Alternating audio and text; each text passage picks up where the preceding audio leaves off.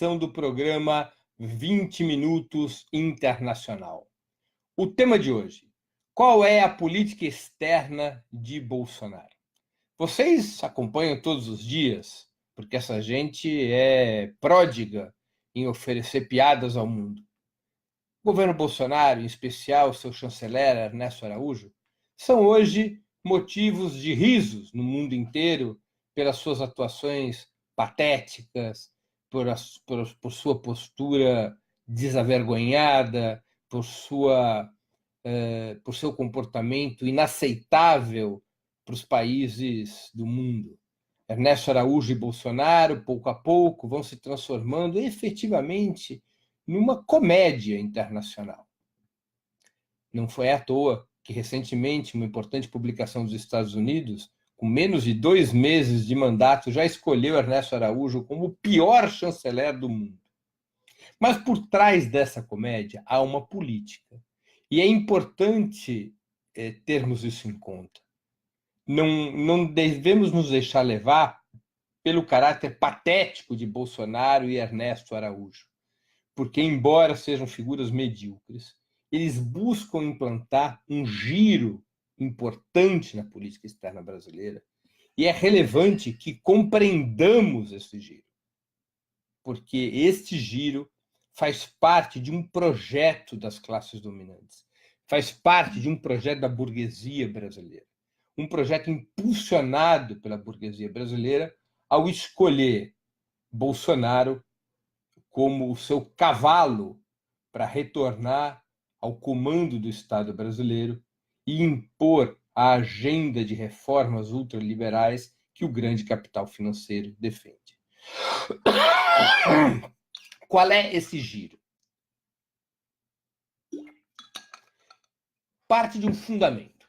Esse fundamento é de que o Brasil não tem qualquer possibilidade de desenvolvimento autônomo ou de um desenvolvimento baseado na integração com os países, com os demais países latino-americanos ou com os países do sul do mundo. Que o desenvolvimento do capitalismo brasileiro está estruturalmente atrelado ao desenvolvimento do capitalismo norte-americano e, secundariamente, do capitalismo europeu. Esse é o fundamento analítico do qual parte a nova política externa adotada por Bolsonaro, que representa, na prática, uma capitulação de qualquer política externa independente. Nos mais diferentes períodos da sua história, em alguns mais, em outros menos, o Brasil sempre buscou, por conta das suas dimensões geográficas e populacionais, por conta do peso da sua economia, o Brasil sempre buscou, de alguma maneira, encontrar um caminho autônomo de desenvolvimento, o que implicava numa política externa relativamente soberana. Repito, em uns períodos menos, como durante os primeiros anos da ditadura militar, o governo Castelo Branco ou o governo Dutra nos anos 40, em outros períodos, uma política mais soberana, claro, especialmente durante os governos Lula e Dilma, quando o Brasil foi protagonista da construção de uma estratégia contra-hegemônica e multipolar no mundo, ao lado dos seus vizinhos e parceiros latino-americanos e ao lado de países que desempenham um importante papel mundial, como é o caso da Rússia, da China, da África do Sul e da Índia, constituindo o chamado BRICS. Bolsonaro é uma negação não apenas da política soberana, da política externa ativa e altiva, como foi denominada, praticada por Lula e Dilma. Bolsonaro é uma negação de toda a tradição diplomática brasileira, porque parte, retomo, deste princípio de que o Brasil, ao não ter possibilidade de qualquer desenvolvimento autônomo, nem mesmo unido aos demais países latino-americanos, ou em acordos como aquele do BRICS, que o Brasil só tem como caminho se transformar num Estado subordinado aos Estados Unidos, em primeiro lugar, e aos Estados capitalistas europeus, em segundo lugar. E a política externa de Bolsonaro se conduz para isso, para uma subordinação absoluta à Casa Branca. O Brasil se transforma Como disse, pasmem, Delfim Neto, em uma coluna recente na Folha de São Paulo. O Brasil faz uma escolha com Bolsonaro de ser a colônia de um império decadente, uma neocolônia de um império decadente, como é o caso dos Estados Unidos. Essa opção se traduz num conjunto de ações que busca estabelecer aquilo que Carlos Menem, um ex-presidente argentino de direita, embora peronista, caracterizou nos anos 90 ao falar do seu próprio país, a Argentina. Bolsonaro busca relações carnais com a Casa Branca, relações carnais com Trump e seu séquito. Por isso, as ações, declarações de Bolsonaro são de forma tão aberrante pró-americanas, tão aberrantemente subordinadas à Casa Branca. Trump tem Israel como um aliado importante, Bolsonaro já fala em trocar a embaixada de Tel Aviv para Jerusalém, coisa que apenas os Estados Unidos fizeram até agora. Mais uma vez, em relação a Israel, Bolsonaro rompe com a política tradicional do Brasil e retira o apoio à causa palestina, apoiando incondicionalmente Netanyahu em sua política imperialista, em sua política neocolonial contra os palestinos. Trump diz que reconhece o direito de Israel sobre as colinas do Golã, território roubado da Síria na Guerra dos 6 Dias. Bolsonaro bate palmas e também adere a essa política. Bolsonaro se apresenta como o campeão sul-americano na luta contra o governo soberano de Nicolás Maduro, mais uma vez tentando estender pontes com a Casa Branca. Bolsonaro entrega riquezas brasileiras na bacia das almas, foi para os Estados Unidos e fez acordos lesivos à soberania brasileira de uma forma aberrante, de uma forma absurda. Entregou aos Estados Unidos cotas de importação de trigo sem receber nada em troca. Provocará uma crise ainda mais profunda na indústria, na produção do trigo brasileira, por conta das importações que serão permitidas sem taxas dos Estados Unidos, sem nada em troca. Ofereceu, sem contrapartida, que os norte-americanos possam ter vistos de entrada no Brasil sem nada pagar. Entregou uma concessão de uso da base de Alcântara sem qualquer tipo de garantias e retribuições ao Brasil. Ao contrário, permitindo que os americanos, na prática, coloquem um pé militar no nosso território. Foram várias dessas concessões feitas por Bolsonaro a troca de nada. A única promessa que arrancou de Trump foi um apoio a que o Brasil possa integrar a OCDE, a organização que reúne os países mais ricos do planeta, o que é um falso benefício, porque ao se integrar à OCDE, o Brasil pode perder determinados benefícios que são consignados aos países em desenvolvimento no âmbito da OMC, da Organização Mundial do Comércio. É um verdadeiro presente cavalo de Troia entrar na OCDE e perder os benefícios na Organização Mundial do Comércio. São, portanto, um conjunto de mensagens que expressam essa política internacional de aberta subordinação aos Estados Unidos. Ernesto Araújo e Bolsonaro não falam por si só. Embora certos setores da burguesia brasileira tenham críticas a essa política externa, especialmente naquilo que abre de contencioso com países importantes como a China, que é o principal importador dos produtos brasileiros, os ruralistas, por exemplo, estão muito desconfiados de determinados discursos e medidas de Bolsonaro, porque, ao levar a conflitos com a China, isso pode representar uma queda nas importações dos produtos brasileiros, em especial os produtos agrícolas, mas também, embora com chances mais remotas, também os produtos minérios. Não é? Alguns setores da burguesia vêm com certa desconfiança, mas o que unifica as classes dominantes brasileiras, que são profundamente submissas aos Estados Unidos e aos demais estados imperialistas, que não possuem qualquer compromisso patriótico, que não possuem qualquer compromisso com o desenvolvimento nacional, o que une o grande capital no Brasil e o une ao Bolsonaro é o estabelecimento de uma política que faça com que o Brasil seja parceiro especial dos Estados Unidos, especialmente no que diz respeito à atração dos fluxos internacionais de capital. Por que essa é a posição dominante da burguesia brasileira?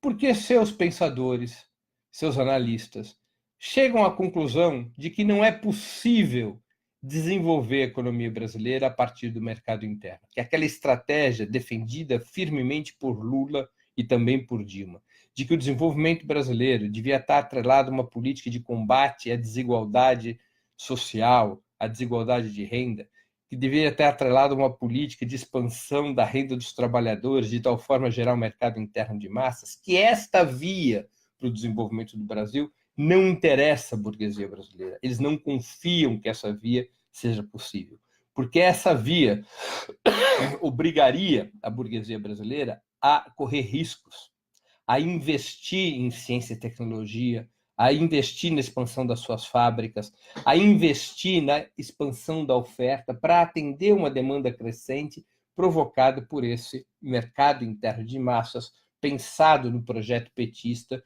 quando esteve no governo da República. A burguesia brasileira não quer nada disso. O seu mundo, a sua dinâmica, não é a dinâmica da expansão da oferta. A sua dinâmica histórica é a da redução dos custos de produção. Obter altas taxas de lucro, fundamentalmente a partir de duas operações. Uma operação histórica, que é restringir brutalmente o pagamento de salários e direitos, de tal forma que se possa produzir a custos baixos e disso extrair lucratividade, sem ter que arriscar investimentos em ciência e tecnologia, em inovação, ou mesmo na expansão da base salarial dos trabalhadores para criar um mercado para os seus próprios produtos. A burguesia brasileira depende estruturalmente da superexploração do trabalho, depende estruturalmente de relações até mesmo pré-capitalistas, relações que ainda marcam a economia brasileira, como são as relações de semi-escravidão, as relações, especialmente no campo, relações que remontam ao século XIX, relações arcaicas, que vão permitindo ao grande capital industrial e agrário produzir sem pagar direitos e pagando baixíssimos salários. Quem não conhece como funciona a exploração do trabalho assalariado no campo, os trabalhos por temporada, os chamados boias-frias, as contratações precárias de trabalhadores rurais para extração ainda não mecanizada em várias regiões do país, de vários produtos agrícolas. São elementos de relações arcaicas que vão formando, junto com os baixos salários e os poucos direitos, vão formando a possibilidade, o cenário no qual a burguesia produz a baixo custo. Como ela não acredita nessa via do desenvolvimento do país pela via de expansão do mercado interno, a burguesia não apenas aposta na superexploração, como, e aí vem o segundo instrumento pela qual ela busca acumular capitais, ela se transforma cada vez mais numa burguesia rentista, ou seja, numa burguesia que transforma seus ativos e seus bens em capital financeiro para especular nos bancos e ganhar recursos gigantescos a partir do jogo financeiro. E para que esse jogo possa funcionar, é fundamental a atração de capitais estrangeiros, através de privatizações, através de concessões, através de amplas medidas que tornem o Brasil atrativo para esses capitais internacionais. Essas são razões que levam a burguesia brasileira a ter sempre os olhos postos para fora do país, de costas para o povo e para o país, de joelhos para os Estados Unidos e demais potências imperialistas.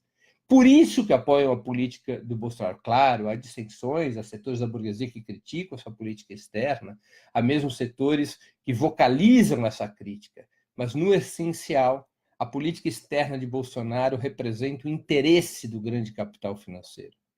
que é preservar a lógica rentista, que é colocar o desenvolvimento do país atrelado à atração de capitais internacionais a qualquer custo, que é fazer com que o Brasil se acomode a uma situação agroexportadora, de exportador de commodities agrícolas e minerais e importador de produtos industriais, porque esta é a dinâmica neocolonial que interessa às classes dominantes brasileiras. Exportar bens agrícolas como a soja, como a proteína animal, exportar minérios e importar aquilo que necessita para tanto para o desenvolvimento industrial agrícola quanto para o consumo de médio e alto luxo da população brasileira. O Brasil exporta bauxita e importa produtos industrializados fabricados com a bauxita que o Brasil exporta, por exemplo, e assim é verdade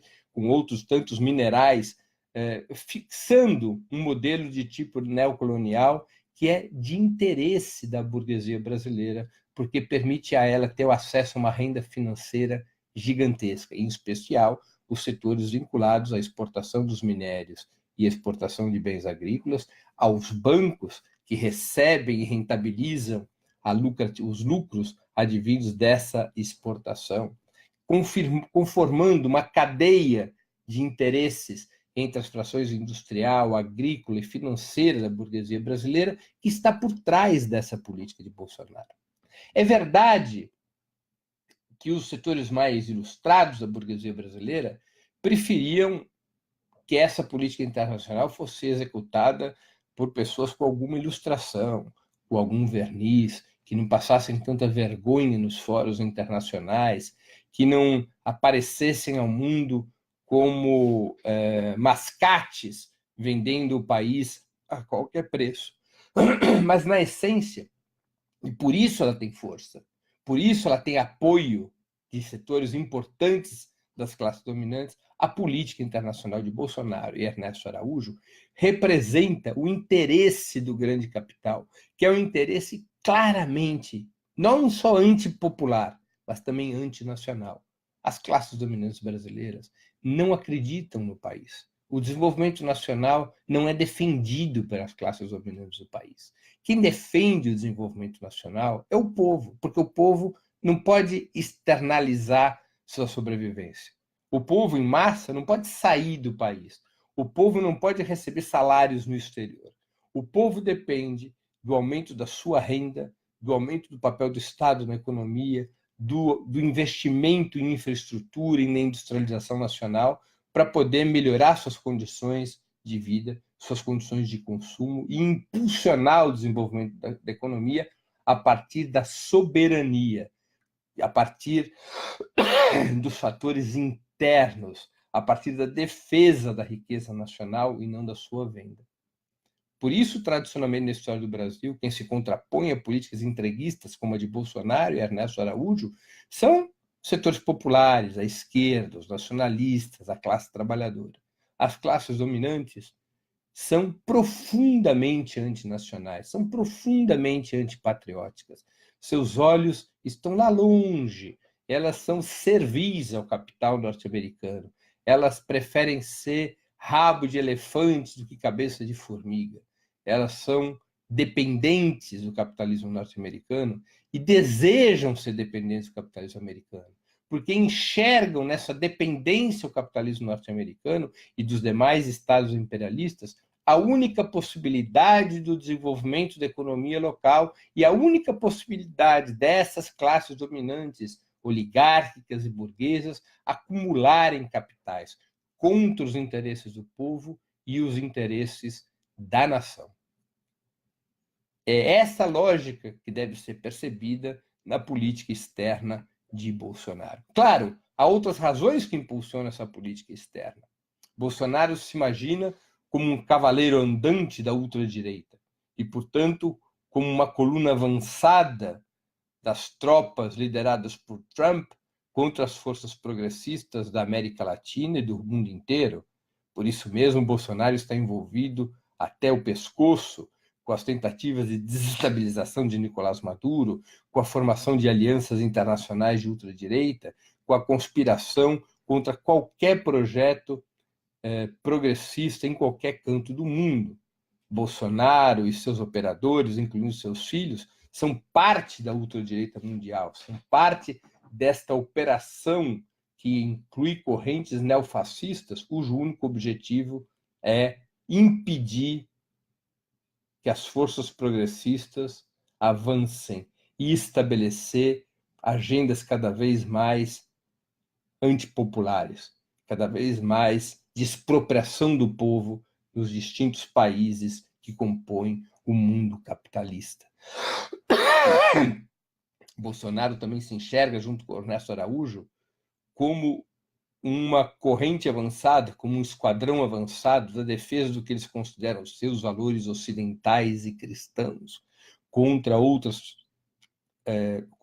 valores, contra valores que eles aglutinam como anticristãos, sejam os valores que eles nomeiam de valores socialistas e comunistas, até valores de outras origens, como origens religiosas, tais como a muçulmana e outros. Ou seja, eles encarnam a ideia da defesa de uma civilização ocidental e cristã, uma ideia medieval, defendida por Ernesto Araújo, chanceler, em muitos artigos ao longo do tempo.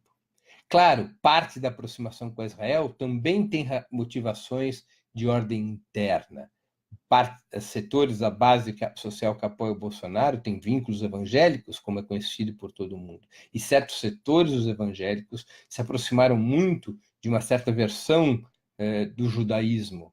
É uma aproximação de tipo religiosa, ao ponto até de existir uma corrente chamada sionista evangélica. São sionistas não judeus que professam a religião evangélica e que veem Israel, tal qual dito no Velho Testamento, como a terra prometida. Então, essa aproximação de Bolsonaro também é um recado para os setores evangélicos que o apoiam.